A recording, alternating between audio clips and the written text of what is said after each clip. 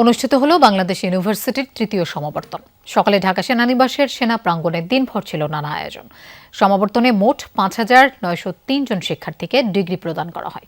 এদের মধ্যে ৫,২২৪ জন স্নাতক ও ৬৭৯ জন শিক্ষার্থী পেয়েছেন স্নাতকোত্তর পর্যায়ের সনদ। অনুষ্ঠানে স্বাগত বক্তব্য দেন বাংলাদেশ ইউনিভার্সিটির উপাচার্য অধ্যাপক ডক্টর মোহাম্মদ জাহাঙ্গীর আলম। সভাপতি হিসেবে যোগ দেন অন্তর্বর্তী সরকারের মৎস্য প্রাণী সম্পদ মন্ত্রণালয়ের উপদেষ্টা ফরিদা আক্তার। শিক্ষার্থীদের দায়িত্বশীল আচরণ, সচেতন সিদ্ধান্ত গ্রহণ এবং সহনশীল নেতৃত্ব গড়ে তোলার আহ্বান জানান উপদেষ্টা।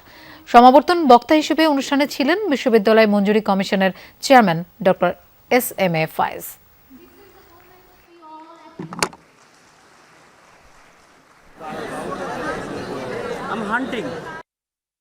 আপনাদের কাজ হবে সমাজ বদলের কাজে সমানে অংশগ্রহণ করে যাওয়া।